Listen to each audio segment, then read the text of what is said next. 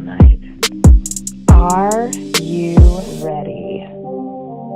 Are you ready for the podcast? Whole lot we gon' broadcast. Dropping gems, these are all facts. Shooting flicks like Men in Black.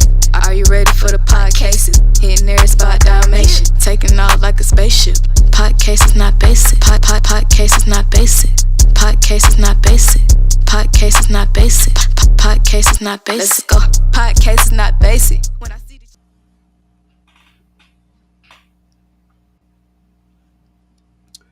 Yo, what's up, Psi? Welcome, brother. Yo, Hey, welcome to wait, the ride, man. baby. Welcome to the ride, baby. She got a swim shirt on tonight or something? Yo, man, just slimming up, dog. You know what I'm saying? Showing my pecs out, bro. An Man. extra small on tonight? Yeah, man. I saw the shirt earlier. I didn't see the cut of it earlier. Yeah, this is our slim cut shirt here. Hey, yo. Now, before we get going, now who you was saying corny as hell before we started? Oh, I can't say it. We can do that. We can say that shit. No, No, we better not say that. Yo, what's up? Welcome to the ride, baby. Episode 41. Much So more you with the got- podcasts, baby. You got the originators, Opinionated-Facts. Your boy Fif Your boy CY. in the building. My brother, bro. How you doing, man? Hey, I'm great, man. I'm great. Yeah, man. bro. It's a good day, bro. It's a beautiful Sunday, day, man. Yeah. Yeah, oh, Boy, it's man. been hot out here the last couple of days, ain't it? Shit, bro. Yo, man. You know what today is, right? It's National Tequila Day. You know what I'm saying? Oh, no, I didn't know that. Yeah, it's National Tequila Day, man. So and it's two things: National Tequila Day and Amelia Earhart Day. So you know what I'm saying. So that's the national days for the day, baby.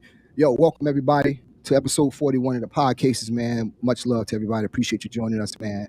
Yo, we here, baby. We here. by the skin of my teeth. So you coming from Conclave, man. Hey, baby. Hey, in the flesh. You know what I'm Hey, saying? man. I'm a little, my eyes a little hurt today. I tell you, man, I don't do this often, but bro, that Omega Conclave, from what I saw on social media, brought out more women than I have Yes. seen come out in a long time, and more women who don't need a man. Bro. They let was me tell out you there something. not needing a man, Bro, let me tell you like, something, man. bro. I was like, yo, it was women who I was surprised, like, damn, she in Charlotte too, like. Mhm. Like, bro, I was like, "What the hell is going on here, man?" Like, It, you know, it was and incredible. I was in Charlotte yesterday. Of course, not for Conclave, but I ended up riding through the area last night, and it was crazy. It looked, man, couple things. One, it looks like Charlotte has realized what they lost with the CIAA, and it looks like they really laid it out for the Omegas. Like, hey, black people, we want y'all back. We really want y'all to come back. We're sorry. We won't let it happen again. Because the downtown was literally purple and gold, man. And you can tell that the police were at a relaxed stance. Mhm. Everybody seemed like they were inviting the shops, the stores. Hey, man, Mhm. that was a good look, man, especially coming off of COVID and all of that stuff, man. But, hey, man, tell me what you're going to tell me. We're going to get back to those women who went to Conclave like they had pledged Omega. Yes, brother. Let me tell you something, man. I had an outstanding time, and I'm going to say I had an outstanding time. Your boy Fif is here. Literally, I told you before we started, 35 minutes of sleep for the past 24 hours, bro. 35. You know what I'm saying? So my eyes a little screwed up right now. So I don't, my trademark eyes. I want to hide these right now for this show. They're a little shot up. So salute to all the bros, man. Let me tell you something, man. It was incredible, brother. Let me tell you something, man. Shout out to my my LBs, my man, my favorite Omega man, Rodney Knight, bro. Salute to him. That's my man. Rodney! Salute to Rodney Knight, bro. That's my guy. You know, we had a great talk yesterday, man, towards the end, man, and salute to him, man. He's a salt of the earth nigga, man, and he's an exceptional man, bro. But they were out there yesterday, brother. They were. Man, Yo. I literally, I said, man, the Omegas have done something, man, to bring these women out. Like, it was ridiculous, man. Like, I mean, everywhere you look, it's just, I mean, some of these women act like they pledged Omega, man. Oh, we got to get to the conclave. They've been there since Thursday, yo. Like, yeah. Like, And they pledged last night too. I'm sure. It was a good look, man. Like, and I don't know who in Charlotte was in charge, but they literally laid it out, man. And when you're doing things like conclaves and seminars like that, the city makes a difference. Like, to allow people to kind of be people, you know what I mean? To be able to do that thing y'all do in the street and all of that other stuff that y'all do. I mean, that was that was cool for them to do that, man. But I was like, man, I can't wait to talk to you. We didn't talk about it earlier. I was like, yo, the women that was down there, and like I said, the women who don't need a man, ain't looking for a man, but right in the middle of the conclave. It, to me, is kind of analogous to a man going to women's empowerment. Like, I'm just down here. I'm not going looking for that. I'm just that women's empowerment. It was the same type joint, right? Yeah, and it's the funny thing, people always hear from the bros about what goes on and all. It's good to hear from other people, to see it from the outside. Like, bro, what they say is true, and brother, they were there, bro.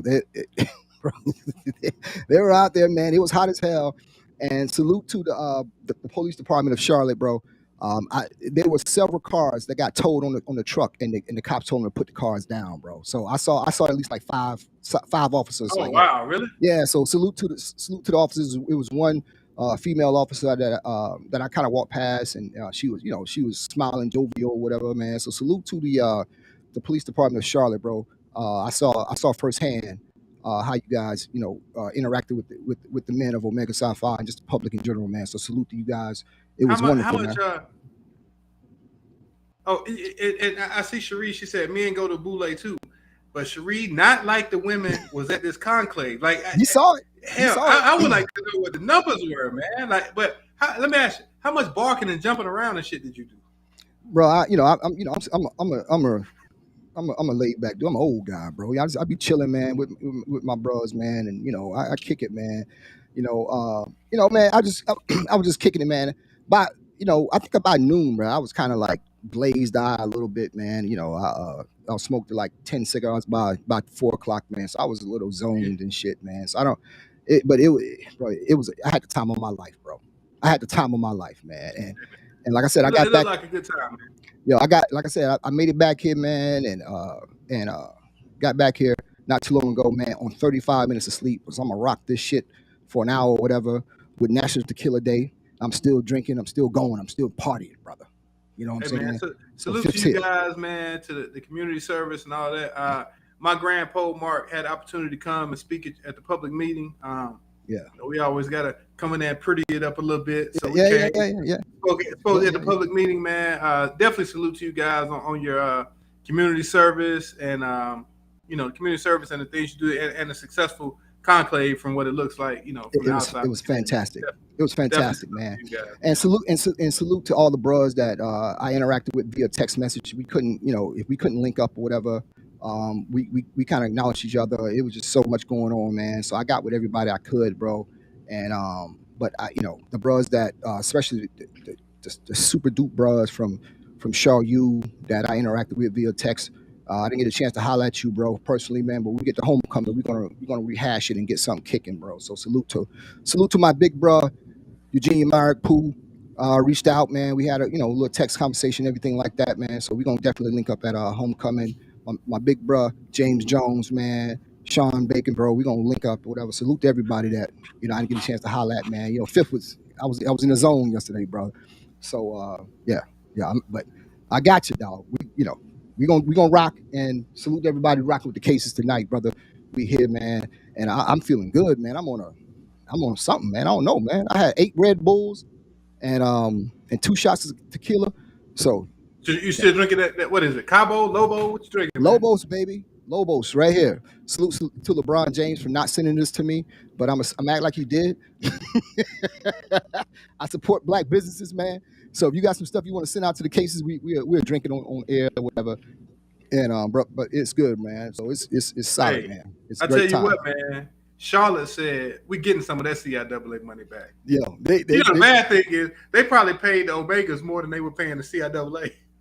You know when they were having the tournament here, man. And that's yesterday. this weekend was like the first time I hung out in Charlotte for an extended period of time in years, and and the city has changed, bro. It has literally grown and just tremendously, bro.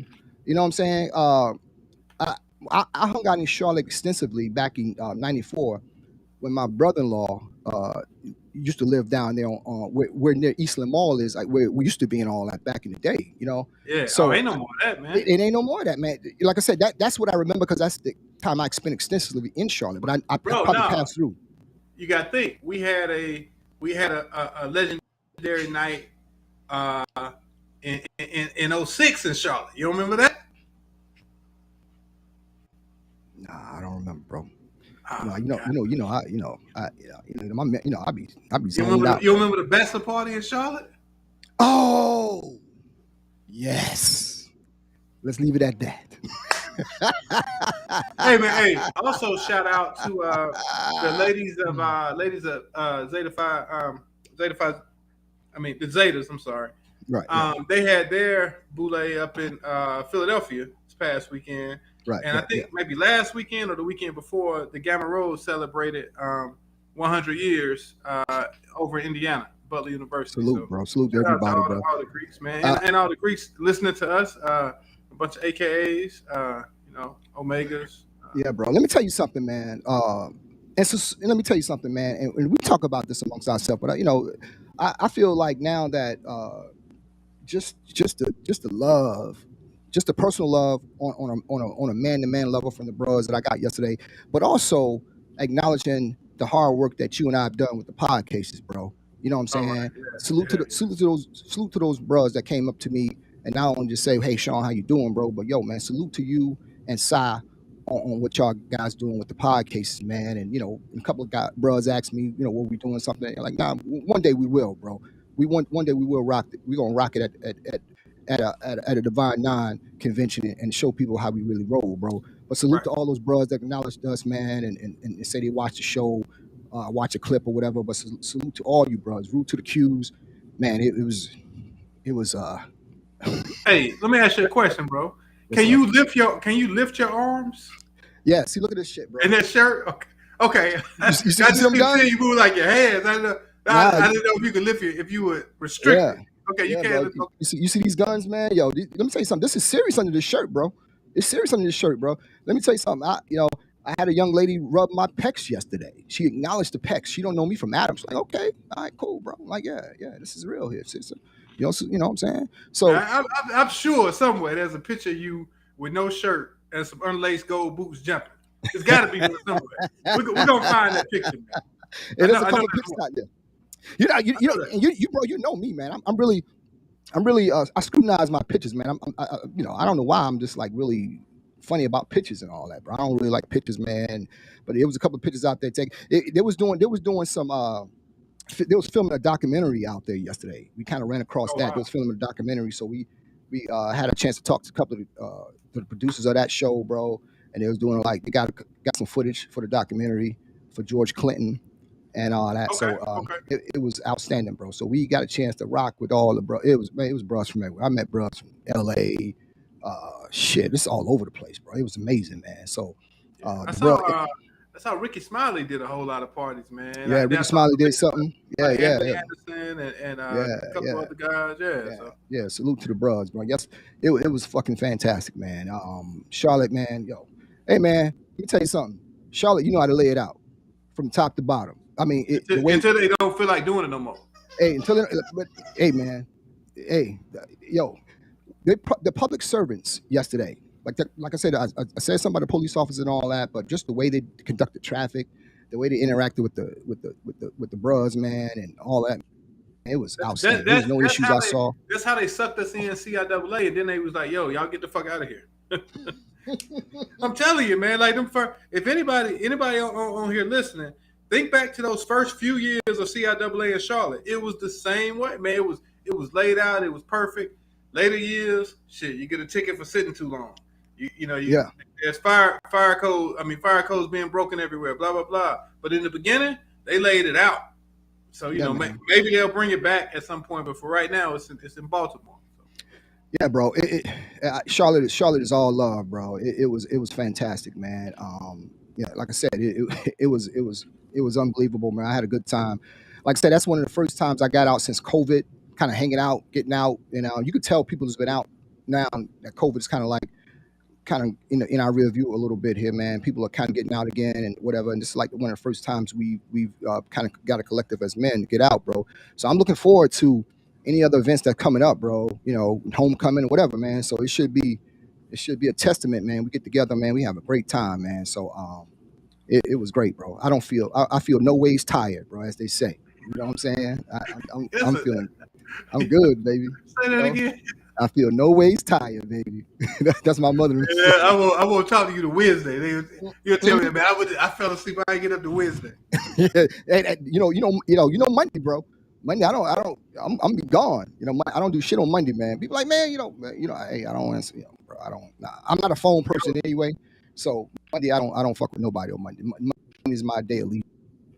I don't do shit. No emails, no phone calls, bro. I just kind of like just watch movies or I go to sleep, man. It's my day to kind of kick back. But I'm here, man, and I'm doing something that I love, man, with my guy, man. So salute to everybody who's rocking us, bro, man. How was your week, man? How was you? Hey, good, man. Speaking of COVID, man, President Biden got it. You see that? Yeah, I heard about him.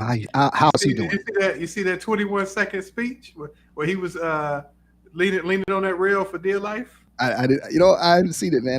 The only news I really catch nowadays, I catch a little bit of with Joe, but I kind of like really into the January 6 hearings and all that. I watched those clips religiously and all that, and but yeah, Joe got it, bro. And but I'm like, yo, where's Kamala, bro? I mean, I haven't. She was a conclave.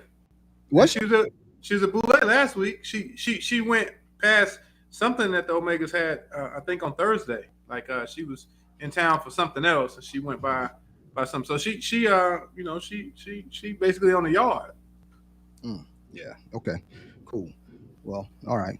Well, we'll see it around election time at our black churches. I'm pretty sure wearing her chucks again. So you know what I'm saying, I'm like, yo, it just I don't want to talk about, man. Don't get me started on don't get me started on them too. Get started. Go down. Don't get me started on them too, bro. You know what I'm saying? It just I don't know, man. You angry? You angry? What are you? Disappointed? I feel hoodwinked and bamboozled, bro. I feel hoodwinked and bamboozled by them too. You know what I'm saying? They're gonna fight. They're gonna have to fight for these next ones here from everybody. I'm pretty sure. I've heard many conversations.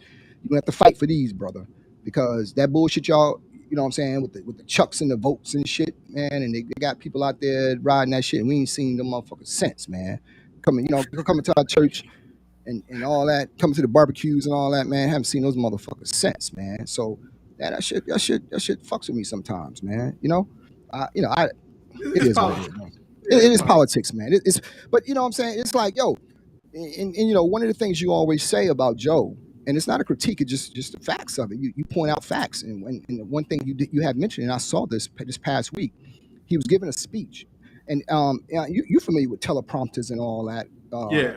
Anybody who's not in the news business, there's a producer type up a script or whatever, a speech or what have you, and load it into a system. And somebody, when I first got started in broadcasting, I ran a teleprompter. You was kind of like roll the script in it, and the anchors would read it, right? But they have little lines in there that says, hey, we're going to a clip, or hey, toss it to somebody, whatever. So they put in the teleprompter for him to say repeat that again, and he read that, like he was reading whatever. He said, now repeat that again. You know what I'm saying? It's like, yo, come on, bro. Yo, you just like, yo, man, you just a robot up there, man. You don't know what the fuck is going on, man. And I don't wish nothing bad on, but I think the job is he just out of his league with that job, bro. You know what I'm saying? It's a young man job. Because dog, every president that once they leave office, they seem like they age some. Oh yeah, you remember Barack, man? Barack was black-headed. Yeah, he turned all great. Yeah, it's a young man's job. You know what I'm saying? It's a young person's job that need to be in really good health, because you can tell just by the way somebody looks, the stress that job brings upon you every day. You got, I mean, it's a 24/7 job, Right. and you have to be on your shit, bro. And you got to think about it. That's the only job. That's one of the. That's the most powerful job in the world where you literally don't have to have no experience. I mean, there's no prerequisites for that. You just Right. come in, and people can elect you for that shit, Be and you 35. dog, and you gotta understand, man. You put the wrong person up in there, man, and an older person that can't handle stress, bro. You can really, you can literally you can down the job, bro. You know what I'm saying? So that's not like, to your point. You always say, man. I think sometimes you could be a little too old for that, and I think that's what his position is right now. Just to me personally, I think he just may be a little too old for that position, bro. You know what I'm saying? So I just like, nah, I don't. I didn't see. I saw him, man, but I was kind of like, seeing how they going after Trump and shit like that, bro. Let me tell you something. If he make it through this, they better leave that guy alone forever. You know what I'm saying? If the Justice Department don't charge Trump with nothing, there's nothing you can do to him. You know what I'm saying? Just leave him alone. He's going to do what he want to do, and 'cause they tried everything and they can't get him. Nah. You know what I'm saying? I don't think So they. if they I don't think. Nah. He's gonna make it through. Yeah, if he makes it through this, if he make this is their draw four card right here. If he makes it through this and yells Uno, just let him go, bro. Just Well, let. For one, the people aren't as invested as they were for like the first two. You know what I mean? Like the first two, I was into it, but then after it's like, damn, how many of y'all gonna have, and why y'all ain't just take 1 week and do it? Why we gotta span it out through 6 months? January 6th. I mean, shit, hell, do it in a week and let's get it over with, man. Like I was in DC. I was in DC on Friday, and I'm like, damn. Thursday night I was hanging out in DC, and I'm like, man, congressional hearings tonight. Like, right. God, Yeah, fucking up the traffic. You know yeah, what I'm man, saying? I can imagine, bro. You know what I'm saying? It's their turn to try to get him, bro. And like I said, people, like with everything he does, somebody always goes down. So Steve Bannon went down. He got found guilty this week right here. Somebody always goes down, but they never get to him. You know what I'm saying? They're trying everything and they can't get to him. So man, we'll see how it plays out, man. But I don't feel confident that it will get to him, man. But this next election coming up in 2 years, it's gonna be a biggie, bro. You know what I'm saying? Yeah. We're gonna see how it goes, man. But man, I've been feeling good, man. Let me ask you a question, bro. I meant to ask you this before, man. Have you ever seen this thing called It's one of the most interesting documentaries I've ever seen in my life, bro. I watched it like 3 times, man. And it's called What is a Woman? It's called What is a Woman? And you can catch it on, excuse me. You can catch it on Netflix. I mean, not Netflix, but you can catch it on YouTube, whatever, man. But it's about this very interesting guy. I initially saw him on Dr. Phil about a year ago, whatever. His name is Matt Walsh. And he has this fascinating, I mean, bro, it's fascinating. It's a fascinating documentary called What is a Woman? And what the documentary entails is he just goes around and asks people about what is a woman. And he's talking about, LGBTQ and all that, the transgender community and all that. And basically how they, now there's a big deal about gender and everything like that. Right. So he's strictly deadpan. He's a deadpan guy. And he goes out there and just asks, he goes to like different things. He just asks questions like, he just asks them questions like, he just asks questions of people. He's not confrontational or nothing like that, but he just asking these people questions about what is a woman. And then he interviewed this pediatrician. She's a board certified pediatrician. And he had a conversation with her, and one thing that came out of the conversation was the lady said, babies, they changed the gender of babies because they believe babies are in the wrong body or something like that, and they give young kids like when they castrate people and stuff like that, when they castrate adults, they give these to young kids now. They give them the same like chemical combination that they give like people that they castrate, give them to young kids and stuff like that. And they're going around just asking questions like, he's not making assumptions to anybody. He just not, he's not being confrontational. He's just letting the people speak, and these interviews are fascinating, bro. And just asking what is a woman and nobody knows. Like, he's like, okay, what is a woman? And everybody's like, they don't know. I mean, they just have these different things or whatever. But he just goes around and asks these questions, man, and you hear these professionals talk about it and how they come in and they take young kids and change their sexes at 7 and 8 years old and things like that, and because the kids say I'm not or whatever, and they talk to some of the teachers at school that are in that community, and they bring their personal lives in the classroom and tell the kids about their whatever, and it's okay to be like this and things like this, and they talk to these people, man. And like I said, the way this documentary is constructed is not confrontational at all. It's not like, oh, blah blah blah. He allows the people to speak, and you can make your own judgment from it. But Right. he brings poignant facts into the conversation, but he allows the people to talk. And bro, let me tell you something. You have to see this thing. I talk anybody out here who's watching this, man. You have to check this out. It's about a guy named Matt Walsh. It's called "What Is a Woman," and it was done this year, and it was released. But this guy's been on Dr. Phil, man, and he's a fascinating guy. It's a great documentary. You got to check this thing out, man. And it goes through this whole realm of just talking to like senators about these bills they're passing, about allowing.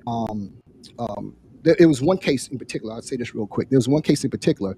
It was a young lady, and they put a snippet of her having an interaction with I think it was a steam room or some kind of gym or something like that. And there was ladies in there in the steam room because people usually go they're in the nude in that situation. So he just walked in there because he said, "Yeah, I identify as a woman," and he was naked. And I mean, he was naked in there, and the women came out. They was like, "Yo, what the fuck?" They're like, we can't do that. He identifies as a woman, so we gotta let him in there and shit like that. Turns out he was a sex offender, so they arrested his ass. But without knowing that, they couldn't do nothing to him because he said, "Yo, this is what I identify as." You know what I'm saying? But so that's it, like I said, bro. It's fascinating, bro. It is absolutely fascinating, man. I watched it like 3 times, man, the past couple of weeks, man. It's great, man. You got to watch it. Like I said, it's non-confrontational. It's What Is a Woman? The guy's name is Matt Walsh. You know what I'm saying? And you got to check it out, man. It's an eye-opening documentary, bro. You got to watch this shit, bro. So that's what I'm saying. That's what I was watching, man. I'm like, jeez, bro, this is interesting as fuck, bro. You know what I'm saying? Yeah, man, you gotta check that shit out, man. So, yeah, what's good with you, man? Man, not too much, man. So, did you see the TD Jakes clip, man? What do you think about that? Yeah, what's up with TD? No, what happened? What happened to TD? So he had a clip, man, that kind of went viral on Twitter, and he was talking about basically black women, and he was saying that that the black women are now being taught to be black men. And he was like, so you need some black women who say, hey, I don't need a man. I can pay my own bills. I can do all this. I can do all that. I don't need no man. And he was saying the adverse consequence of that is that it's destroying the black family because a lot of these black women are ending up being single perpetually. Right. So they're ended up single because they are, and he's saying sometimes when they have a mate, they're going back to the mate and they're reiterating to the mate that, hey, I don't need you. Like, you don't bring any value to my life or to my situation. And so he's saying if the black woman tells the black man he doesn't bring any value, then pretty soon that man is looking for somebody or some place where he does bring value. Yeah. And so these women are ending up being single because he said they wear it like a coat of armor. Like, hey, I can pay my own bills. I can buy my own house. I don't need you to do anything for me. If I need something done around the house, I can hire somebody, blah, blah, blah. So it's just interesting, man. It went into, just went viral. And then a lot of women were saying, well, one of the reasons that this is happening is because black men are now not being able to handle business, and they are kind of being raised as black women. Like, so it's kind of like he said, she said, men are from Mars, women are from Venus. Yeah. But very interesting, man. So I meant to send it to you this week, but I didn't because I knew you would have an opinion on that. Yeah. Well, I have a opinion. I'm not gonna go into too much with this. What I watch and I watched this documentary called Uncle Tom. And what this documentary is, it's about blacks that are conservatives and talking about the whole conservative movement among blacks. And to piggyback off what you said about the black women, there was a part in this documentary. It talked about the transformation of the black family.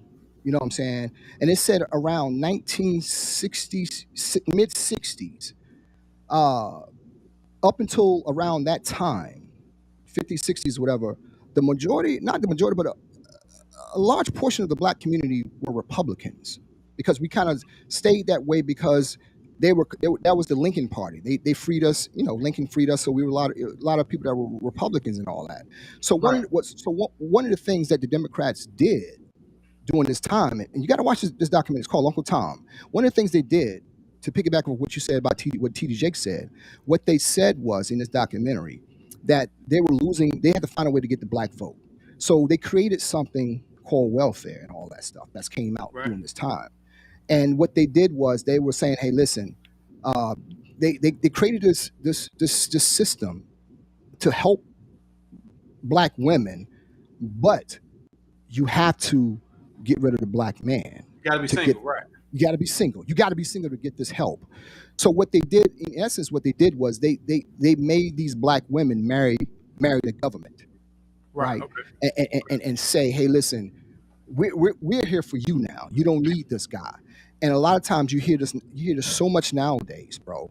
Like, I don't need no man and all that. But if I do get a man, he got to pay all the bills and all. That's the only old-fashioned thing that women tend to want. And I think that, and I truly believe this. I think men and women are so much powerful together. You know what I'm saying? And there's roles to play with any relationship. You know what I'm saying? People are always like, "Oh, there's no such thing as there is gender roles. It's just what it is." No two relationships are the same. But I think two people together are more powerful than just one. You can promote your degrees, you can promote all of that, whatever. You can say whatever. You don't need a man. You do need us, and we need you. You know what I'm saying? We need each other, and I always promote that. I have two daughters, right? And one of the things I always promote to my daughters is I don't preach to them about the need for a man, but I show them what a man does, right? If you ever watch my daughters when they walk to a car, if we go on someplace, they will literally stand there because it's innate in their head that I will always open the door for them. So it's a thing where if they go out here in this world and they meet a man or something and he doesn't open the door, it's not saying that's the end for him, but that's something in their mind, like, "Dang, that's different, whatever. I'm not used to that, whatever." And not saying, "Well, you need a man." I don't say, "Yo, you need a man." I just interact with them as a man should. So that's innate in their mind that, yo, I'm a better daughter because my father's around. He's a better man because my daughters are around. And he's a better man because my mother and him are interacting as adults, as parents, and they're working together.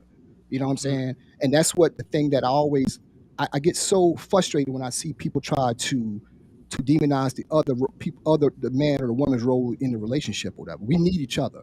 And all this talk about, well, I don't need this, I don't need a woman, we do need each other. We need to stop that because we're so powerful together, bro. Because I always say, I know I'd be a much better man if I had a solid woman beside me, bro. I know I would be. I think I'm a good dude now, but I'd be 10 times better. Real talk. Just real talk, bro. Because let me tell you something. You can say whatever you want to say. Anybody can say whatever they want to say. But you got a solid woman behind you, bro. You can do anything in this fucking world you want to do, bro. Once they love you, once a woman love you, you can say, "Yo, man, I'm gonna open up a balloon stand, and that chick can be right beside you, blowing them damn balloons up, bro." You know what I'm saying? Because we believe in each other, bro. You know what I'm saying? Because, bro, you were successful as fuck. But one time you was married, and part of the time you was married, yo, she had to support you. You had to support her so y'all can rock. You know what I'm saying? It was just that thing y'all did, and you saw the fruits of it. Y'all work together. But this talk about we don't need each other, bro. We need to kill that shit. You know what I'm saying? And a lot of times, I have to say this, bro. And I'm going to be very careful what I say. I think a lot of times with these young men, these mothers, where the father's not around or whatever the situation is, you got to stop jumping in front of these young men.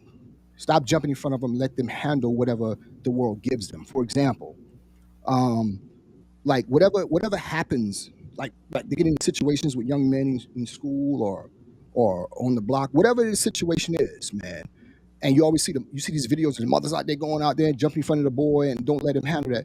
Part of the thing is growing up as young men, and I think you can attest to this. We grew up in a certain age where we went through that, whether it's bullying or fighting or whatever it's be.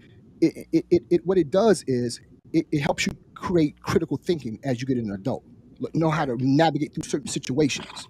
You know what I'm saying? So as a parent, if you jump in front of a situation in front of your child, especially young men, if you jump in front of that all the time and don't let him navigate through that to a certain point where you can be a parent and guide him, but as soon as it happens, you jump in front of him, he doesn't create these skills, critical thinking skills that allows him to navigate as he becomes an adult. So a lot of times you see that's one of this clinical guy talk about domestic violence. You know what I'm saying? Let me add on, because see, the difference in now is a lot of the mothers now that are single, they can provide, right? Yes. They can provide. They got a good job, or they get child support, or whatever. They got a great career. They can provide. So, unlike our mothers, they can provide. Right. Our mothers could provide the basic necessities, right? But they couldn't give us what we wanted, right? You might have wanted some suede Pumas. You probably couldn't get nothing but some leather ponies or something. Right. So we had to come through. You had to say, look, I got to figure out a way to do it. And then it creates a love in you, because you're like, yo, I'm not even going to ask her. You see what I'm saying? I'm going to do this on my own.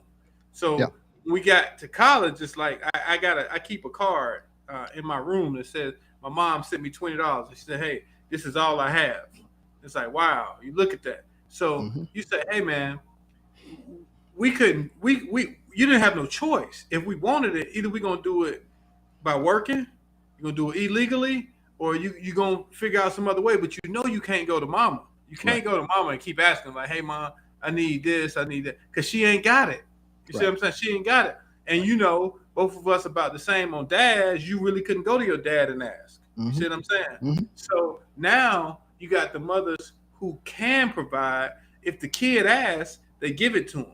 But back to what you said, a father, because he's a man, he's going to treat a boy different, right? So like I can see how my boys act when they're with their mom versus how they act when they with me. Right. So sometimes I'm like, wait, what you say? Like, I ain't never heard you say that. Or you make, what kind of face you make? You doing like, well, you better sit down somewhere. Like, what is this? You see what I'm saying? Yeah, man. Because they just act different, because they realize like, oh, and I think it's that, my mom will put up with this, or I can get away with this, because I think at a very, very early age, nobody wants to admit, but kids understand manipulation at a very, very, very early age. Absolutely. You know what I'm saying? They understand, oh, I can manipulate this parent. I can't manipulate this parent. I can go to this parent house, and I can go to the refrigerator any time of the night. I can eat whatever I want to eat. I ain't got to wash my dishes. I ain't got to do nothing. They know if they go to daddy house, why you in the refrigerator after 9 o'clock? Why didn't you write your name on the water?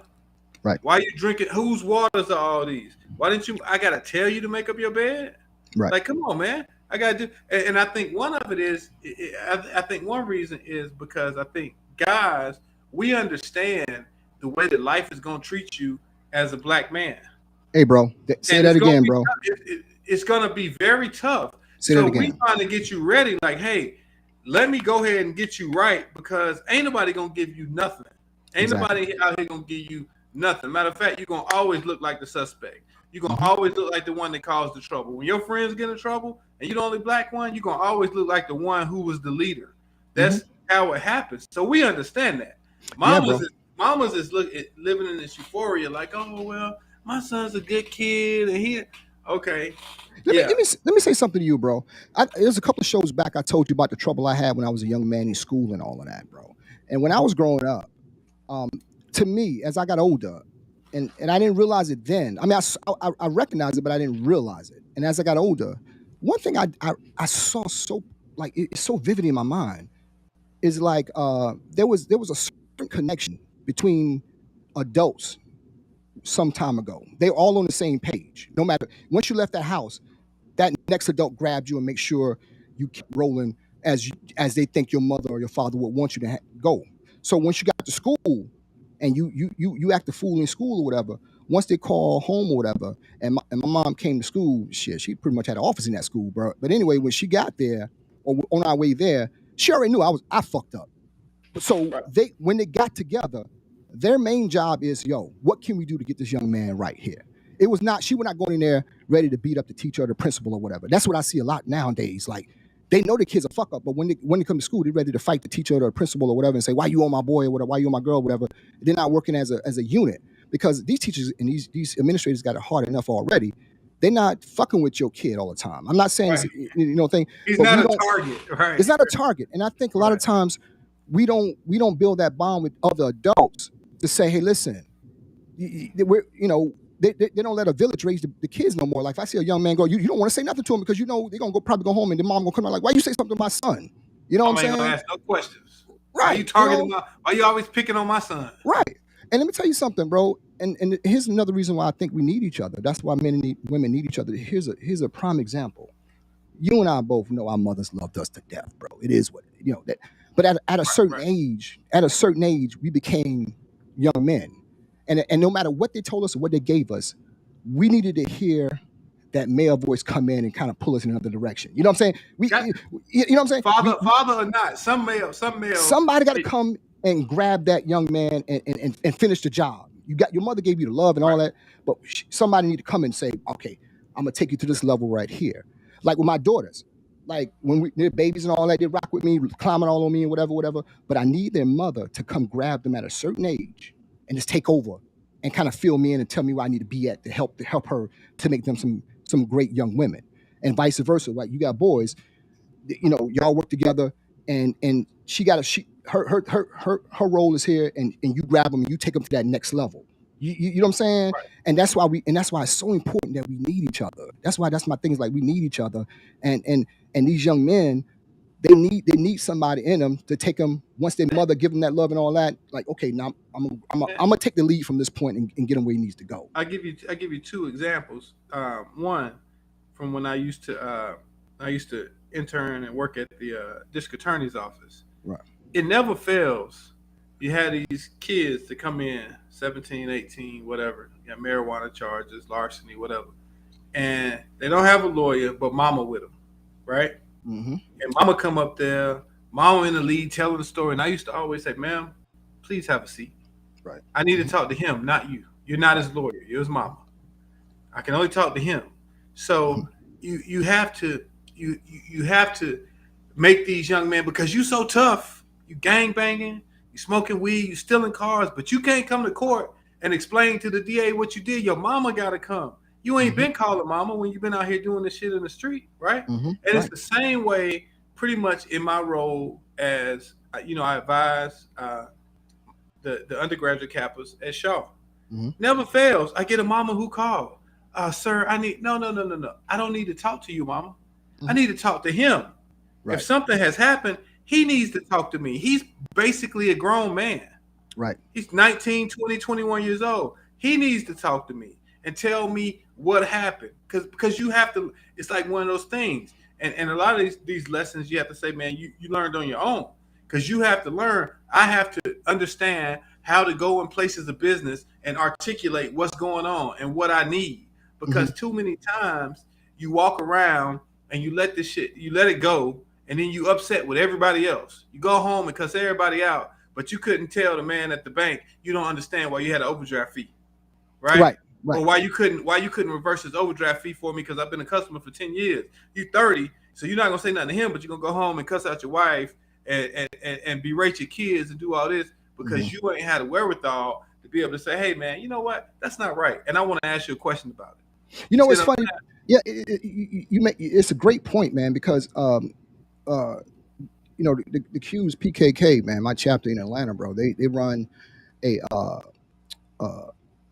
athletic summit, getting kids recruited into playing sports at the college level and all that. So once a year they run this outstanding event where the kids come in and they get to sit down and talk to college recruiters to get scholarships. But one of the things that we was running the front desk, and it was a bunch of bros up there with me, and we were sitting there watching this one day, and we saw, I would say about 99.9% of the young men that came in there, they came in with just their mothers. Dig this. Their mothers would come in and start signing all the papers and all that. And after a while, we was like, whoa, man, let the young man go ahead and take the lead and sign his name and do all this stuff right here, whatever. And he just, and, what I'm saying? It was a lot of that where the mothers are grabbing the roll and not letting him even sign his name and all that. And sometimes you could be too protective, right? It was a situation right here. I'll tell you this right here. When I was a young man, I grew up in situations and shit like that. It was a situation where I was dealing with a guy that was much bigger than me. He was a bully and all that. He was a big dude. He was coming for me, right? So his whole deal, our situation started on the playground a few days prior to this. It was like on a weekend, like a Friday or something like that. So on that all weekend, when he saw me on the block or whatever, he was like, "Yo, I'm gonna get you, whatever." I was worried. I'm scared. He's a big dude. You know what I'm saying? I'm not ashamed to admit it, right? He's a big dude. So on that Monday, my mom's, she used to leave a little after us when we were younger, go to work or whatever. But when I would usually leave out the house or whatever, so I sat at the kitchen table. And she was like, "Hey, why are you sitting here?" I'm like, "Oh no, I mean, just chilling," because I was afraid to go down to deal with that, right? I was, just being honest. So dig this. So I never forget it. She had her back to me at the sink. I was at the table. She said, "Dig this." She said, "I don't know what's going on out there, but you're gonna have to deal with that." You know what I'm saying? However it's gonna go, you deal with it. You know what I'm saying? My sister came in like, I walk him down there. She said, "No, he'll deal with that." She didn't have no other advice for me. You know what I'm saying? But as a young boy, you go out there and you deal with that. Win, lose, or draw, you deal with that. She never said anything else about it to me ever. So I had to get up at the table and walk down there and face that. You know what I'm saying?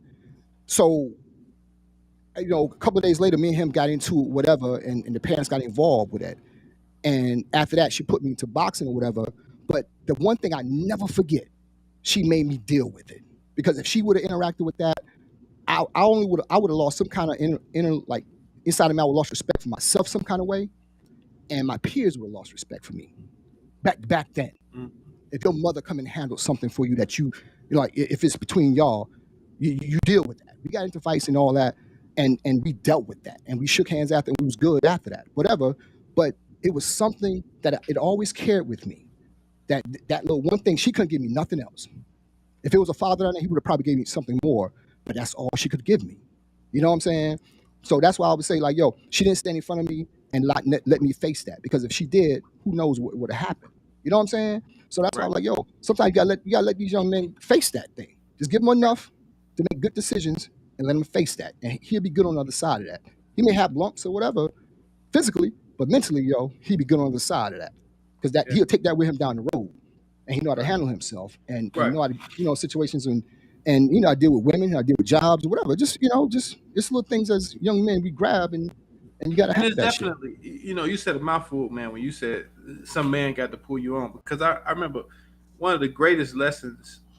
And one of the things that I still live by to this day, I was taught by one of my early mentors in law, which was the person who normally wins is the person who's comfortable being uncomfortable. See what I'm saying? Mm-hmm. Yep. Most things in life we do are uncomfortable. It's uncomfortable to tell the person at McDonald's they didn't give you enough change. Right. You see what I'm saying? Yeah. It's uncomfortable. It just is to say, hey, man, you owe me 10, but you gave me 5. Mm-hmm. Right? Whether you need the money or not, it's uncomfortable. So, and like I tell my law students when I'm teaching, you're entering in an adversarial career. So we're naturally adversaries. Right. But if you can be comfortable being uncomfortable, then you can do a lot of stuff. You see what I'm saying? Because a lot of these things are uncomfortable. When you go to the bank and there's a situation where you do have overdraft fees, or you did have a check that bounced, that's uncomfortable to go discuss that. You see what I'm saying? Right. It's uncomfortable to be on the line with a bill collector calling you like, hey, sir, when you going to be able to make this payment? That's uncomfortable. That's why we send them the voicemail. Oh, bro, I ain't got it. Right? So you have to figure out a way to be comfortable being uncomfortable. Every single time I go to trial or I'm before a judge, I'm uncomfortable. I don't love it. It's not like, oh, can't wait to get in front of this judge. Nah, but you get up there and you have to say, look, I got the same skill as everybody else, right? Not gonna let the imposter syndrome come in on me. I got the same skill. I can do this. I've been trained to do this, and this is what I'm gonna do, right? I mean, and it's just like in life, yo. You work just as hard as anybody else. Why you got to take the short end of the stick? A lot of times, people that make less money work harder than other people, right? Absolutely. So why you feel like you got to take the short end of the stick, and you got to do this? Whereas somebody might say, you know what, y'all hit me with 3 overdraft fees. Could you please reverse those? Because blah blah blah. You don't do it. You just be short. You just be short, and then you go home to your wife, and now y'all in an argument. You see what I'm saying? And now all of this stuff is going on because, like you just said, you got to learn to talk to people. You got to talk to people and understand people are just people. That, once you figure out, man, that teller at the bank probably make less than me. Right. And I'm scared to say something about a transaction. Right. I'm scared to tell a teenager at McDonald's you shorted me my change. I'm scared to tell me you didn't give me my barbecue sauce. Right. Come on, man. You know what's crazy, man? Being uncomfortable. Yeah, it is. Before we got on the show, you were telling me about you got your son, IMAC, whatever, and things like that. And I think it's, as we are now, I think with every parent even before us, they always want to give their kids more than what they have, right? Right. What they have, right? But with that said, it's not materialistic all the time. It's sometimes you want to give them, even though you can give them more materialistic stuff. I give my daughters more materialistic stuff than my mother ever could, right? But I try to trump that with giving her giving these young ladies some life values from my point of view as a man. You know what I'm saying? So that it's when you're giving them something, you're giving them some life values, how to interact with people, how to deal with people, how to express your feelings and be respectful. You know what I'm saying? And learn how to know when somebody's not respecting you. You know what I'm saying? And that's what you give them. But and how to handle it. How to handle exactly how to handle that, and not stand in front of them. I will never ever feel comfortable standing in front of my daughters. They're gonna go to a line. You know what I'm saying? I always tell my daughters, like, just go to a certain point, and then the adults come in and we'll take it from there. But at least go to a point where you're living and you get experience dealing with other human beings. That's part of growing up. You have to deal with other human beings, and my mother was too damn busy trying to support us to jump in front of everything that we did. And even at the times where she could, she didn't. She's like, yo, you got to deal with that. You know what I'm saying? And learn from it. And I did. I learned from it. You know what I'm saying? What I went through, cool. I got something from it that I can give to somebody else. You know what I'm saying? And they can learn from that and give it to somebody else as well. I don't feel comfortable by we have to jump in front of everything that happens to our children. That just I think you declared your child by doing that. You declare where they don't know how to fight no more. Right? When something happens, they don't know what to do. They're always calling you. You know what I'm saying? I didn't call my mother for nothing after like 19. Yeah, I was watching the Jay-Z interview, man, and not the one I told you about, not the Kevin Hart interview, but back in the day. And they said, man, Jay-Z, you got so much money, you got everything you could ever want. What can you teach your children? And he was like, man, the only thing I want to teach my children is to have humility, right? Right, there you go. And so it goes back to like humility, and that's kind of what makes you is you think about. I think about this all the time, man. Particularly when I'm going in court or I'm doing something, because I'm a first generation lawyer. Actually, almost first generation college student. You're a bad motherfucker too, dog. Salute to you. You a bad motherfucker too, bro.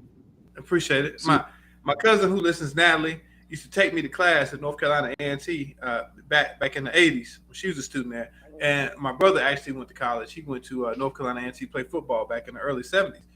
But I'm gonna tell you, when you're looking back at stuff, when I go in court and stuff, think about the humility, man, and I'm thinking about like the things my mom had to do and my grandmother did and my grandfather and those people. You like, man, and now it's not that I have to work. You get the opportunity to do this. I get the opportunity to stand in front of a class full of future lawyers who are looking at on my every word. Like, Right. what's he gonna say next? What's he? Right. You see what I'm saying? Like, Right. I get the opportunity to stand in front of a judge beside a client who has trusted basically his life in my hands, and he's paid me. Right. I say, man, I believe in you. I think you can do this. Please help me. Like, Right. so you get the opportunity, and just so you know, we had this conversation coming from where we from, man. That's a different type of. It's just different. Like, you know what I'm saying? You would. A lot of people won't even understand that. They won't get that. Like, especially not even coming from where we come. Then coming from where we went to undergrad. Where we went to undergrad at Shaw, we didn't have a whole lot of people coming out. I can tell you, like, I remember, and I think he's listening tonight. I remember when we found out Jermaine Simmons had a job on like Wall Street. Yeah, like, bro. That's damn, big. this dude came from Shaw and he working on Wall Street. Like, this is bro. crazy. And we gotta, for black males at least, and probably some black females, you've got to give the credit to Carlton Good, who made sure we got off of campus.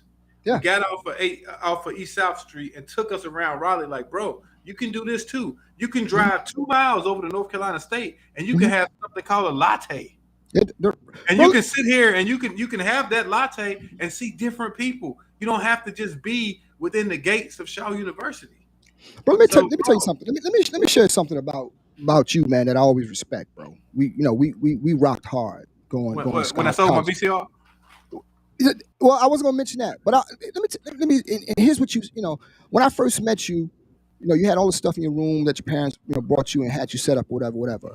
But one thing about you, bro, you took any job, you did anything you had to do to make it, bro. Like you dropped that about the VCR, bro. You should tell me, and it was no shame in your game, bro. You had a young son, bro. You was like, yo, this is what I had to do, and it was like nothing like, yo, you felt bad. You like, yo, I had to do this. You had the car. You was delivering pizza, man.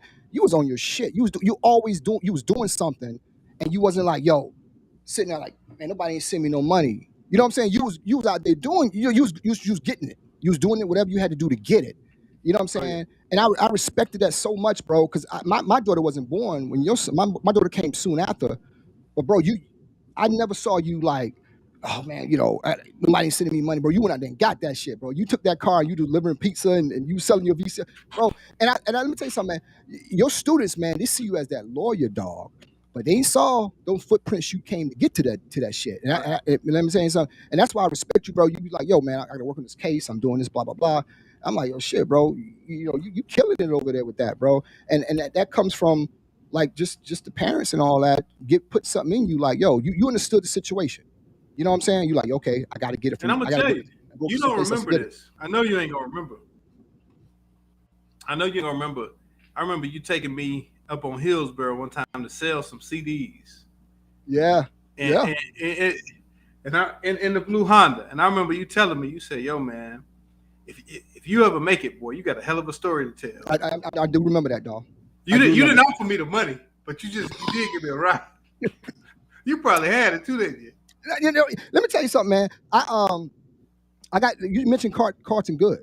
So I got a job I was working with Carlton and I got a job up at the Henry Hugo's on Hillsborough Street. Salute to Henry Hugo's, bro. Store 56. Store 56, bro. And let me tell you something, man. And you talk about being kind to people. And this is one thing I always mention to people. I was talking to my frat brother last night. We were sitting in the room talking, and we had this very, very poignant conversation.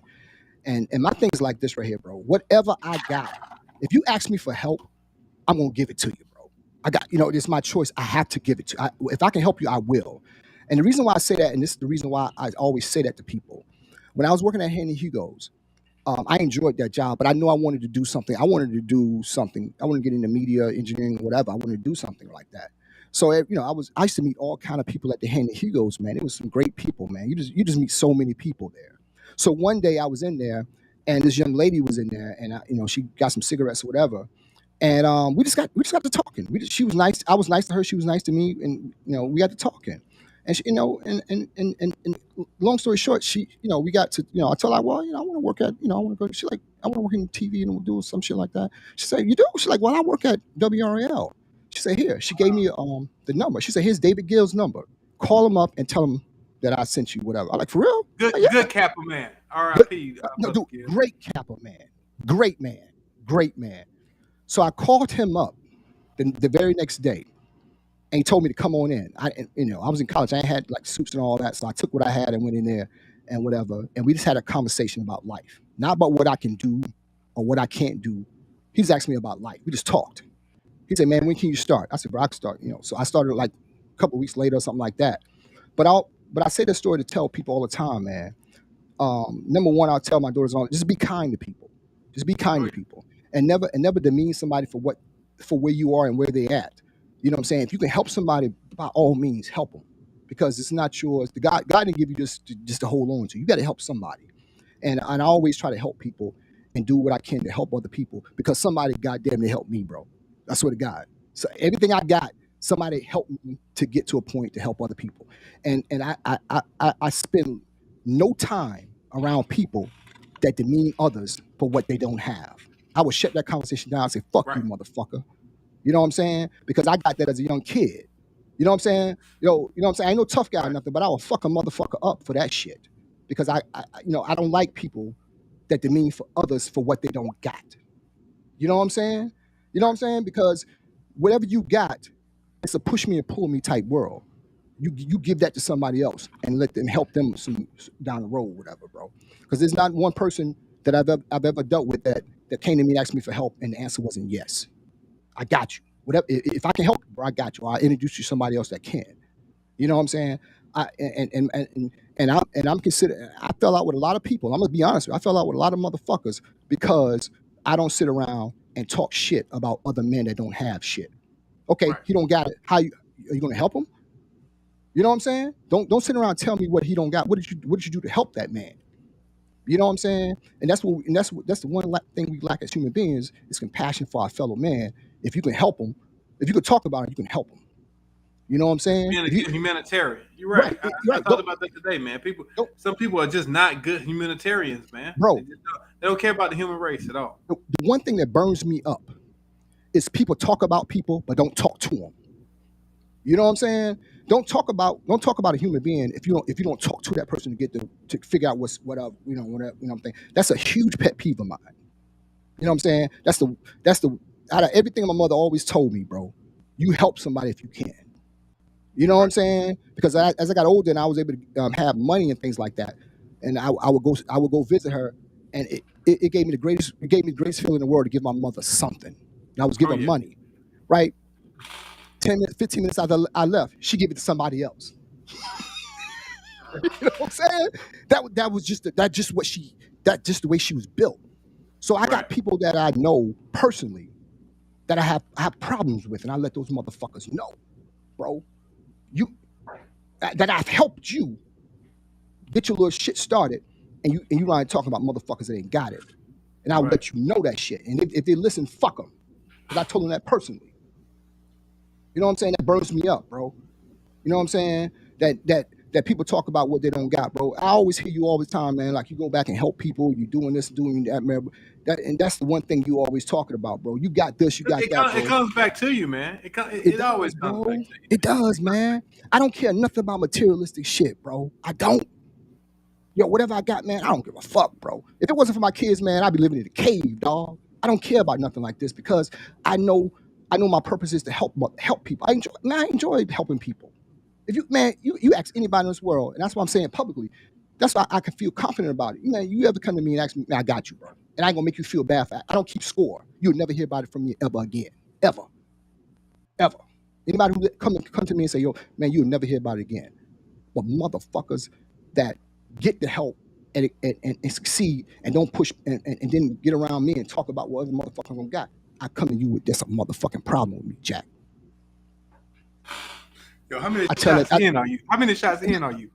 Bro, that's just a thing with me. I hate saying the word hate, but that's some shit that make me want to. Yo, bro, what the fuck is wrong with you, man? You know what I'm saying? If we're gonna use receipts, whatever, the times you text me and say, yo, you need this from me, whatever, I give it to you, and then you get around me, you got cigars and shit and drinking, then you talk about a motherfucker ain't got it. Fuck you, man. Where'd you get it from?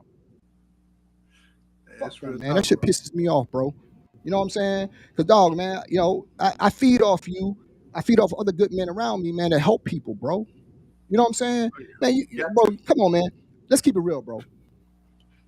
I know what the fuck you came through to be an attorney. I know how hard that shit is. I'm not an attorney, but I can imagine how hard that shit is, bro. And not one time has you ever, I know you fuck almost 30 years, bro. You never put a motherfucker down, bro. You always try to help people. And that's the link in our chain, bro. I can if it ever came down, I know we can help each other. Oh, yeah. You know what I'm saying? And that's what you need around you, man. But when I see people out here that boasting on social media or talking or whatever and don't help their fellow man, don't be kind to them, man, that's a character flaw. Let me ask you one more question, man.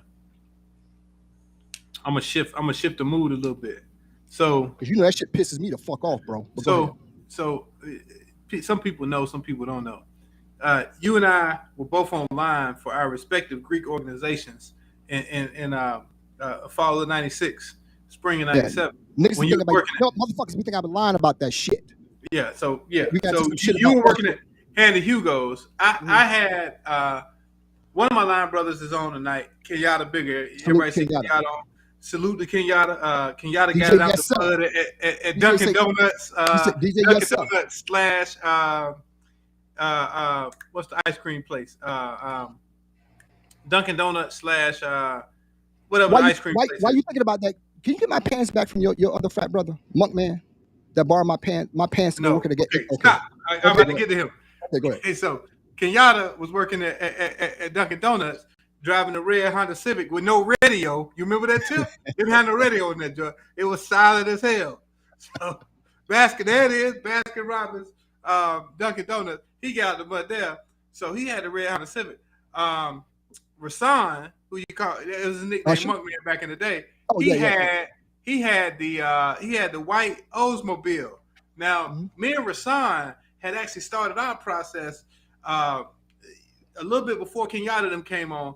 So we were the type of relationship I could just go upstairs and grab his keys to his car. He never had no gas though. So do you remember the time that I was trying to get to Handy Hugo so you could cut the pump on for me, and I was right on Hillsboro, and I made that left in the Handy Hugo's, and I ran out of gas. I ran out of gas in the middle of Hillsboro Street. You're trying to. It has a statute of limitation for Handy Hugo's been open. I'm pretty sure it ran. I'd have gave plenty of people gas, bro. Yo, man, bro. And they talking about what we did back then. Yeah. I'm telling you about selling VCRs, selling CDs. I remember eating peanut butter. Mm-hmm. We didn't have enough money to go to the grill. You did. You always had money, man, until you became my roommate, and then you used to disappear all the time. So, man, I got that. You came back to the room. I got a job at REL, man, and life changed for me, Jack. Yeah, bro. You always worked though, man. You worked in the mall, then you worked at Handy Hugo's, then you worked at WRL. Yeah, you kept a gig, man. Yeah, so, bro. Let me tell you something. That day I left for college, bro. My mother didn't drive me to college or whatever. She just my stuff was packed in the car, and she was in the kitchen, and it was a card on the table, and she looked at me. I think I told you this. I said, she told me, she said. She's like, well, you have a safe trip. And she gave me that. She said, let me tell you something. She didn't say, hey, be successful or not. She said, let me tell you something. You don't come back here. You know what I'm saying? She gave me 20. That was the last thing she ever gave me, bro. She gave me that $20. I still got the card to this day. It was $20 in the card. And she said, don't come back here. And that's one of the things where I was like, yo, I got to get it. You know what I'm saying? I got to find some way to get it. And everything I got, somebody helped me get it. You know what I'm saying? And that's why that's a thorn in my ass when I see when people out here talk about people and they don't got it and they got the ability to help somebody they don't. You know what I'm saying? You mentor young man, bro. You blazing a path for young people behind you, bro. And that's what it's about, man. You know what I'm saying? I give young people jobs, man. You know what I'm saying? So shout. Go ahead. Can I get my pants back though? Shout out to my spring '97 brother. Rasan, Kenyatta, Dave, Charles, me. Hey man, we stand behind the fact that spring '97 line, the Kappa Alpha Psi at Shaw, would have been one of the most lit lines in the history of the Delta Gamma chapter, man. That Q line is amazing too, bro. We had some characters on there, man. And that's one of the things that built our bond is the fact, man, that you and I were going through that same time. Not only you and I, our other close friend, his wife is on, Cherie is on, Rasan, he was online for Alpha. They were the only ones who did cross.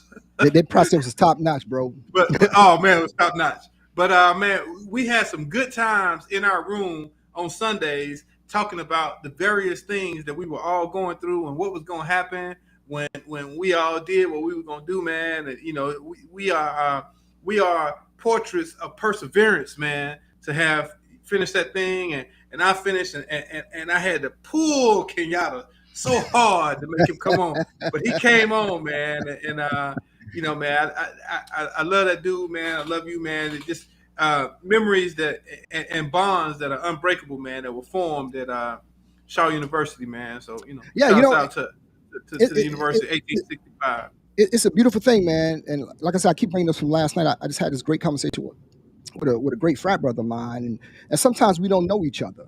And once you get everybody has a story to tell, and it was a time where I didn't go into detail about my time pledging a mega at Shaw or whatever, because certain aspects of people don't like hearing that, because you know I carried that with me up until a certain point in time where I'm like, yo, fuck it, I did my thing, man, fuck you. You know what I'm saying? And I dare you to tell me otherwise. I got people that can say whatever. I still on that shit, and I fell out with people over that shit.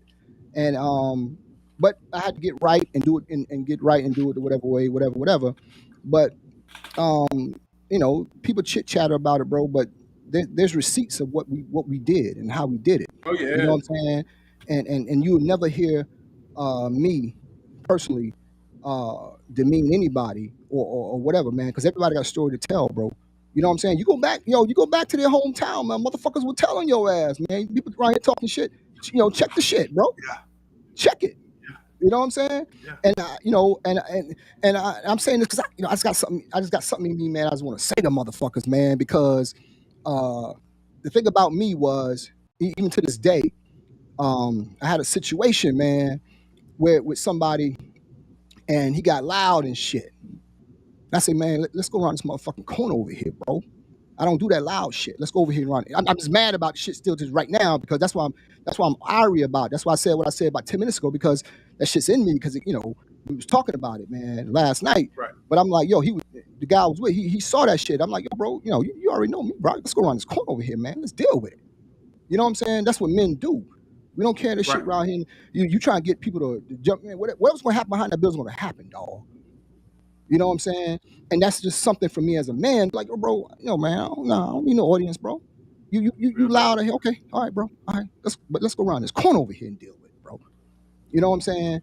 But I stick to myself, because I don't feel, sometimes I see some bullshit with people when they talk about people, bro. Right. Men shouldn't talk about other men, especially when you don't talk to them. Talk to me. You got a problem with me. You got number one. I don't care. I don't give a fuck who don't like me or whatever. But if you got a problem with me, don't talk about me. Talk to me, and we can deal with it. I'm saying that shit right here live. You know what I'm saying? You got my fucking number. You know what I'm saying? Rap to me, bro. You know what I'm saying? I'm saying that shit live. You know who the fuck I'm talking to. You know who the fuck it is. So I'm a little hot about that shit, bro. You know what I'm saying? Motherfucker. Albeit for me to jump into some Omega beef. Shit, bro. You know, it's some shit, bro. I'm like, yo, man, you can't find an instance where Sean Carter talk about another man. I don't do that shit, bro. Like, man, let's end this conversation right now. I don't do that shit, bro. If you ain't told that man, don't tell me. Because any problem I got with a man, I go to him face to face. Don't tell my neighbor. Shit, tell me, motherfucker. Because I tell you. Shit, fucking cat ass women, man, going around talking about other men. Fuck y'all, man. I'm telling you that to y'all's face. Fuck y'all. I would tell you if you answer the fucking phone, bitch. Well, with that. Yo, man, let me get into it. Yo, man. Let's get into Opinionated-Facts this week, bro. Episode 41, man. I got that shit off my chest, man. I had to get that shit off my chest, Jack. That shit was riding with me, Jack. Thank you for allowing me to do that, man. I apologize for my language, ladies and gentlemen. But yo, Yo, this is opinionated facts, man. These are things. These are. I apologize. I really do. I feel better. Thanks, Cy. Thanks for not jumping in and saying, man, whatever, man. Well, But I appreciate I'd that. like to say, I like to say, I think Noops handle situations a little more civilly. But go ahead. Yeah. Opinionated facts. Yeah, man. It's just me, man. I'm working on myself, bro. God ain't done with me yet, man. And I recognize my flaws. Trust me, I do. I'm working on myself, bro. I really do. Sometimes that's why I pull myself away from people. I got a text about it right now. Somebody calling about the shit. But and him, put him on live. That motherfucker ain't gonna call me, man. He better not call. He ain't gonna call. He won't call. I'll be like, yo, let's meet up. You know what I'm saying? Fuck you. But anyway, this is opinionated facts, man. For episode 41, man. Much more. These are 7 things you shouldn't expect from other people, bro. These are 7 things you shouldn't expect from other people, man. Are you ready for this, dog? I'm ready. All right, man. Number 7 is they won't always agree with us, bro.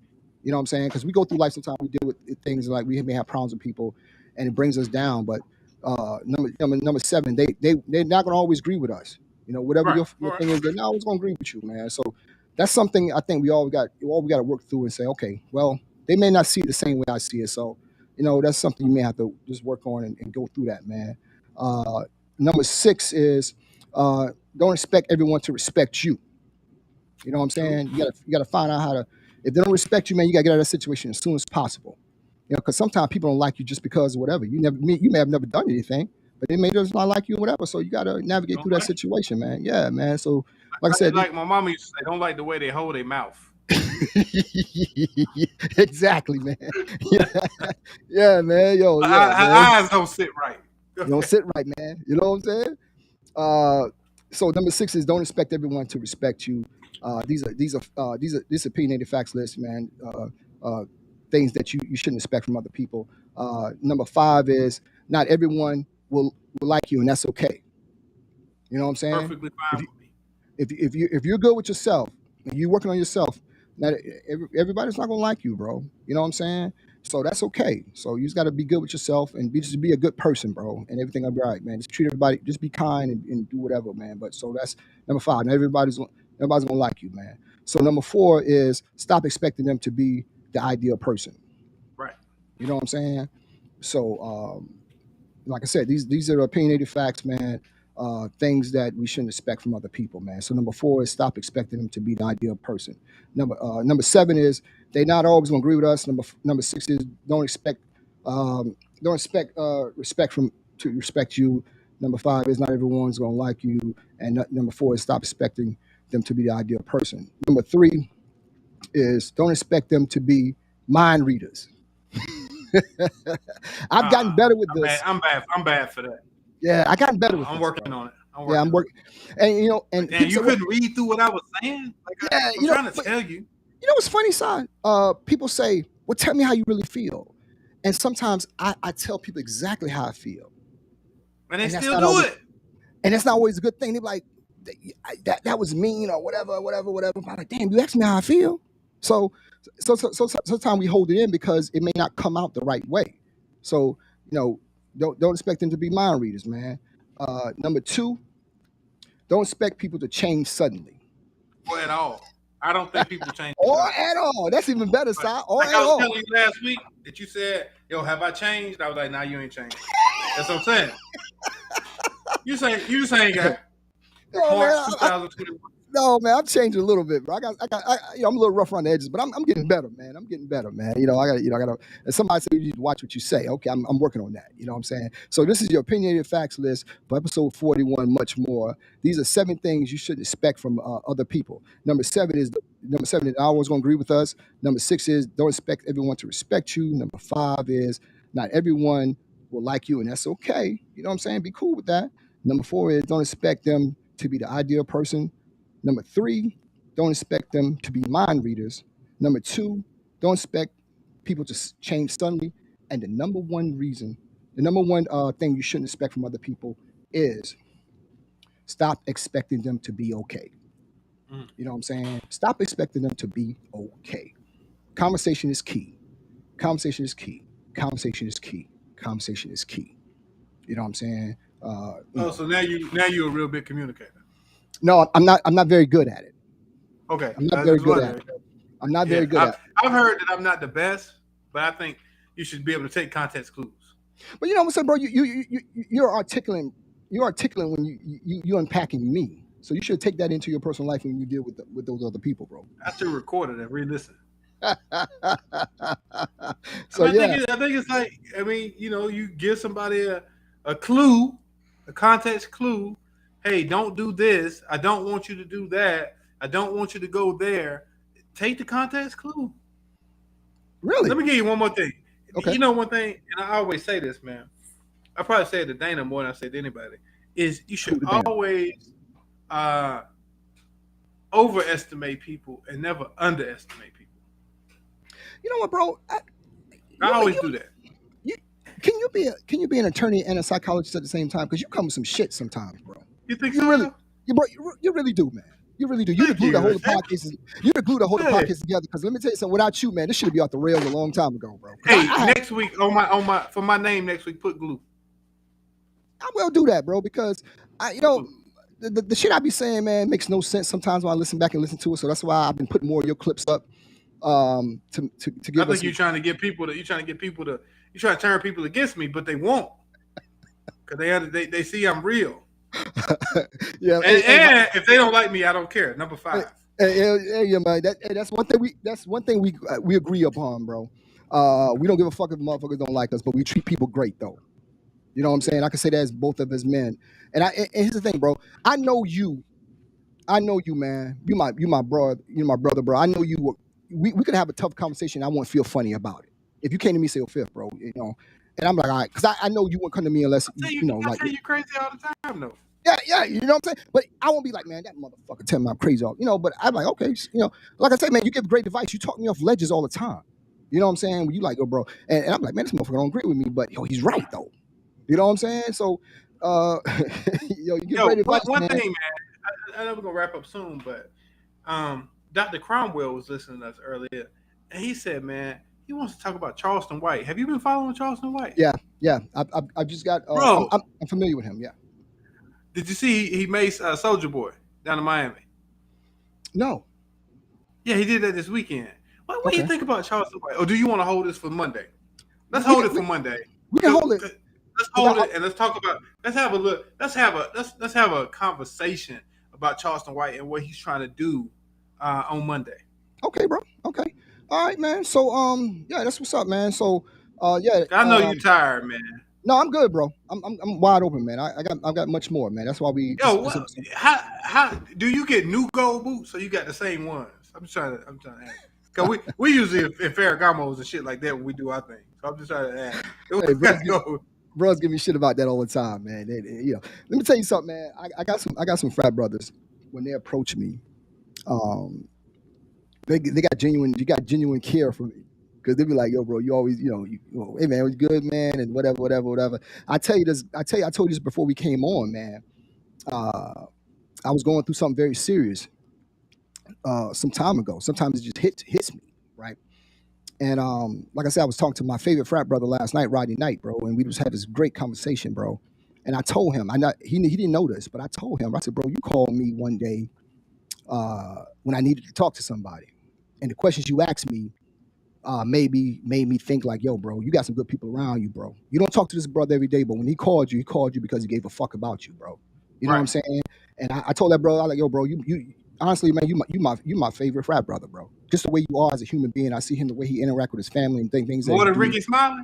Bro, let me tell you something, man. This brother right here, he will give you the shirt off his, bro. He that's what type, whatever you got, whatever you need, he got you, bro. And so when you see people like that, hey, salute to Rodney Knight, man.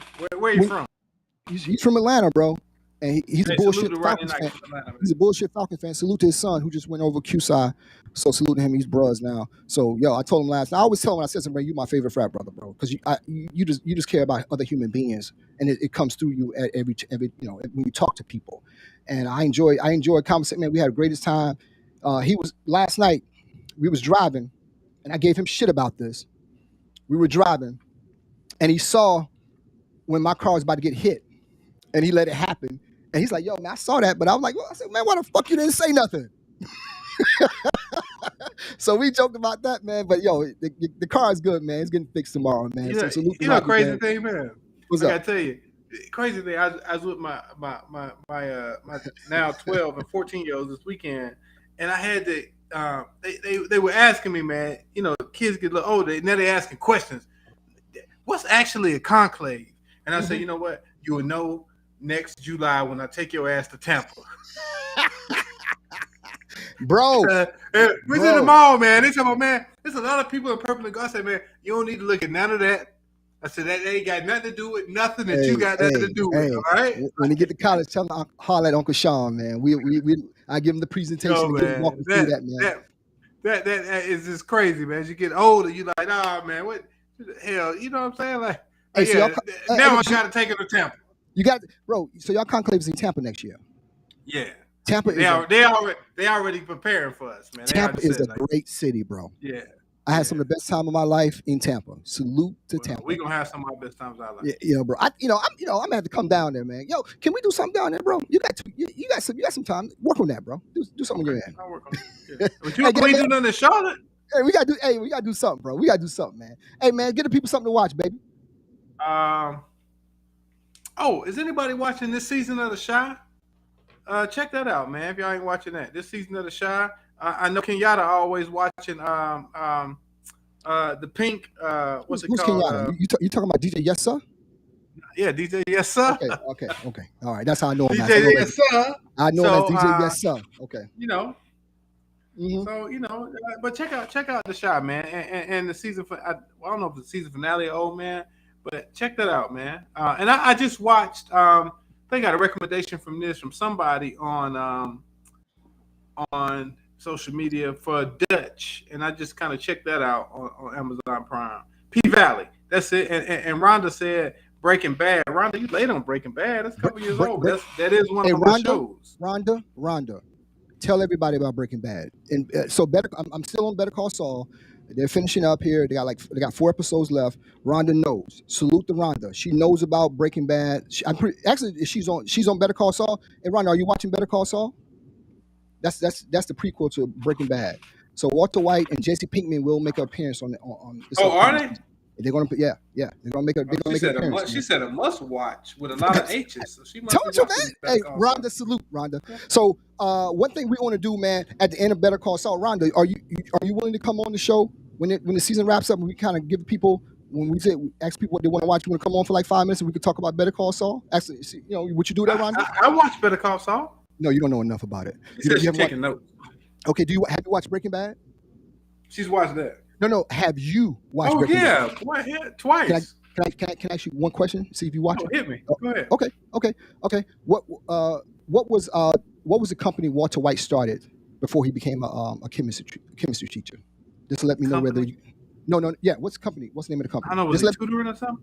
Okay, you don't know. Rhonda, he's not a part of it. So okay, Rhonda said she'll absolutely come on. What company? He was working at the car wash. What company did he start? No. It wasn't successful, whatever it was. Oh, yes, it was. It became $1 billion company. That's why he had a problem. See, this is why you don't know. You don't know. Go back. What was the company? Gray Matter.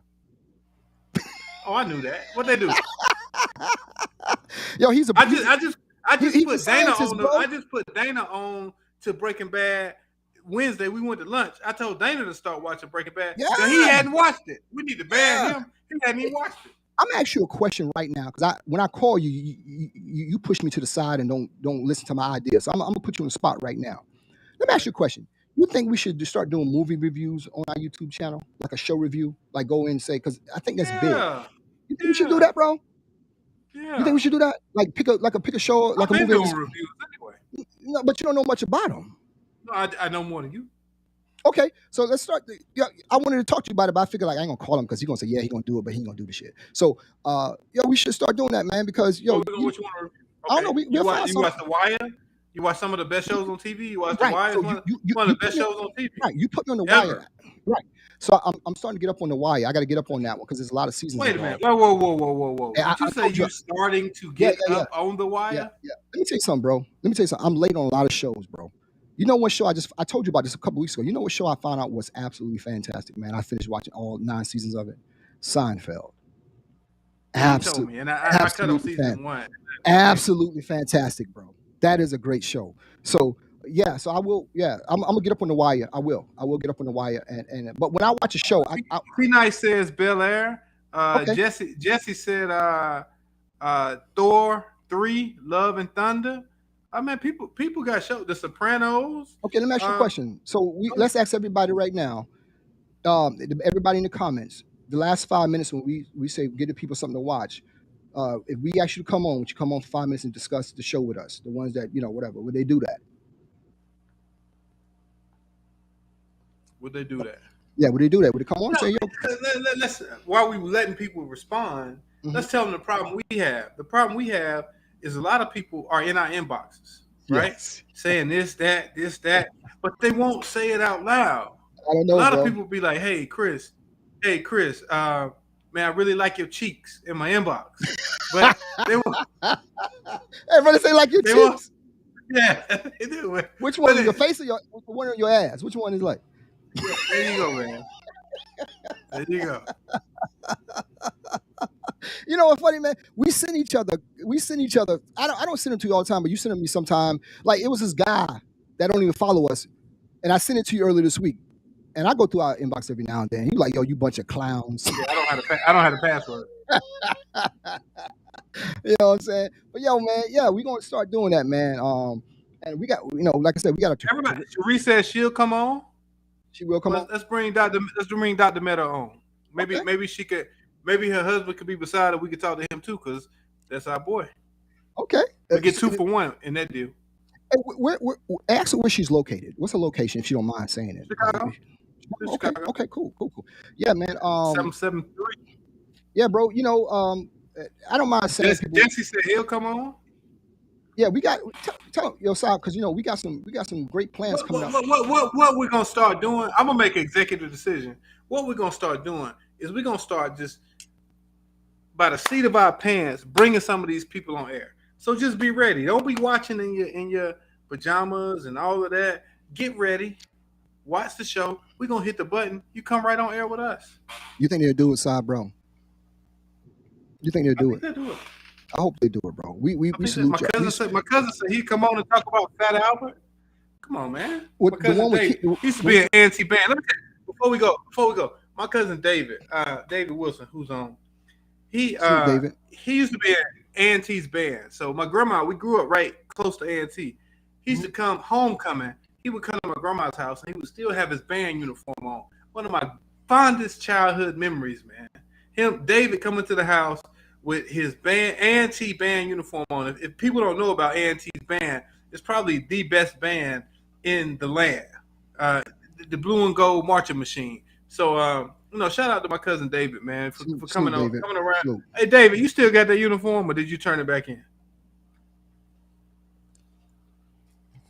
He'll let us know. Also, hey, Atlanta, do you watch Atlanta even? No, man. Oh God, bro! Like, how you want to do some reviews? What do you watch? All you watch is YouTube documentaries. Nobody's interested. Well, I don't watch TV a lot, right? I try to read a book a month, right? That's my thing. I try to do. I try to read a book a month and one. Yeah, bro. I read quite a bit, bro. I read quite a bit, man. Right now I'm reading this book. It's called Stalin and we talked about it a couple of weeks ago. It's called Stalin. It's called Stalin and the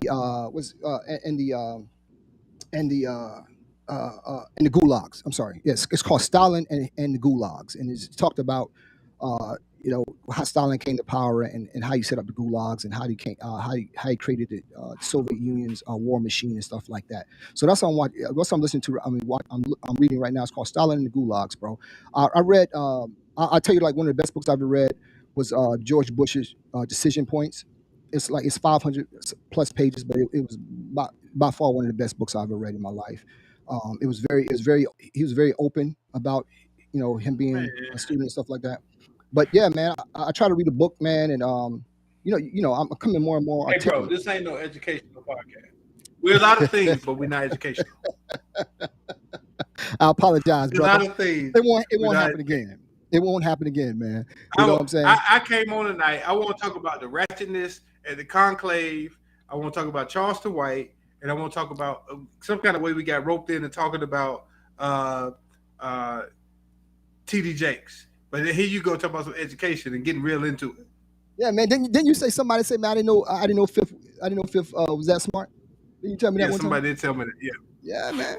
Yeah, man. Yeah, I got. I wanted to be an astronaut, bro. I'm pretty good. But yeah, man. So salute everybody, bro. Yeah, I'm gonna check that out, man. We're going Monday next week. Let everybody know, man. We're going Monday. We're gonna try something different. We're gonna do a Monday night. Have a good time. Monday night, like Monday Night Football. Let's do an intro with the Monday Night Football theme. Okay, now you want to tell us how we're gonna do the show now. You know what I'm saying? Okay. I thought we said we had roles in this thing here. Let me do this thing over here, bro. Okay, my bad. Yo, bro, you had anything you want to say to the good people, man? Salute to everybody. No, I'm sorry. I apologize. Hey, thanks to everybody for listening, man. A lot of my classmates. Yeah, everybody on YouTube. Of course, my line brother Kenyatta. He always support me, man. That's my guy until we under the ground. Rhonda, Dion, my cousin Kim, T Nice. Everybody, man, just my cousin David, my cousin Natalie. I know my sister will listen later. Jesse, man, been giving us a lot of good feedback, man. Hey, look at these guns, Cherie. Okay, yeah, you got it on the side, small shirt. I wear it. But anyway, hey, shout out to all those people for listening, man. Taking time out of their Sunday evening. Hope we entertain them, man. We like to come on here and have a good time. Yeah, bro. That was when you came to me 2 years ago, whatever, and you say, yeah, bro, you want to do this podcast. You had a very nice soliloquy about why you want to do it, but you never tell people why you want to do it now. So, but yeah, that was part of the reason why you said it. We want, we just have a different podcast and have people on the talk. Hey, prayers up for Sean's eyes. yeah. Prayers up for my eyes, man. Man, that's one of the best part of my bodies, man. It's my beautiful eyes, baby. You know what I'm saying? So, sorry for the ladies that didn't get to see it this evening. They'll be back next week. So, hey, for all my Greensboro people, let's meet at the Page Dudley game, beginning of August. Hey, do me a favor, back up from the camera, though. You're scaring people. Now, hey, they also like my eyes. People say they like my eyes and my cheeks, man. Okay. Sorry.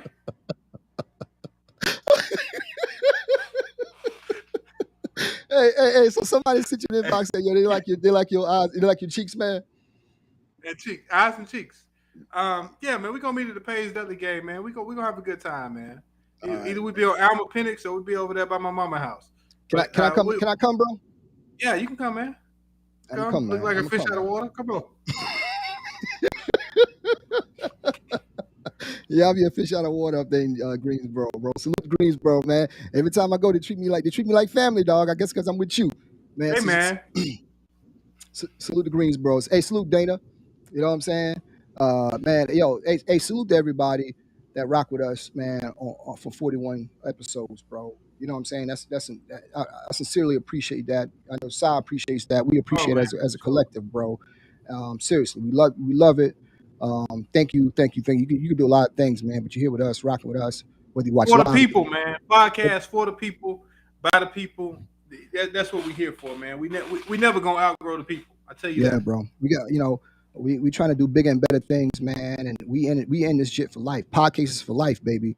And so as we grow, man, we're gonna pull everybody with us and rock with us, man. And thanks for everybody rocking with us, man. I got off on a tangent earlier, man. I had to get that shit off my chest, bro. So thanks for everybody rocking with us, man. I'm feeling real good, man. You know what I'm saying? Hey, man, go get you some rest, man. Nah, man, I'm gonna be up a little while, man. You know what I'm saying? There's people in my inbox, bro. They're talking about these shades and shit. I meant to rock these again. You know what I'm saying? I'm seeing some comments about my shades, man. So hey, wait, where you get your shades from? You full of shit, man. I told you that in confidence, man. I didn't know. You didn't say. You didn't tell me stuff I can't say over here. Happy birthday to the young man, man. Happy birthday. Blessings to him, bro. Tell him Uncle Sean, Uncle Fif going to, rock way, man. Happy birthday, young man. You know what I'm saying? So I told you that in confidence, man. Oh, my bad. Okay, my bad. Yo, man. Hey, salute everybody on YouTube, baby. Much love and blessings to everybody, man. You have a wonderful weekend. As we always say, man, if you can help somebody, please do. That's your duty as another human being, always to help somebody. And whatever you can do to help somebody, please do that shit, bro. That's what's up, bro. Hey, man. Check you out next Monday, man. You gonna be around for that at the show meeting, or you heading off? Yeah, I'm here for the meeting. Yeah. You here for the meeting? Okay, all right, great. HR is going to be on this call, so make sure you stick around. They got some things we want to talk to you about. So, hey, salute to everybody, man. Much love to everybody for rocking with the cages, man. Again, we couldn't do anything without you guys. Last week's show was outstanding. Appreciate to the 5,000 people that rocked us on YouTube alone, bro. So, salute to everybody, man. Yeah, man. You got anything to say to the people before we rock it, bro? Hey, appreciate y'all listening, man. See y'all Monday. You really appreciate them, bro? Oh, of course. Absolutely, man. I appreciate them too, man. So, like I said, if you can help somebody, please do, man. Have a wonderful week, man. We won't be back on Sunday. We'll be back on that next Monday, bro. It's going to be a great show. So, much love to everybody, man. Peace out, and God bless everybody. Salute. Peace.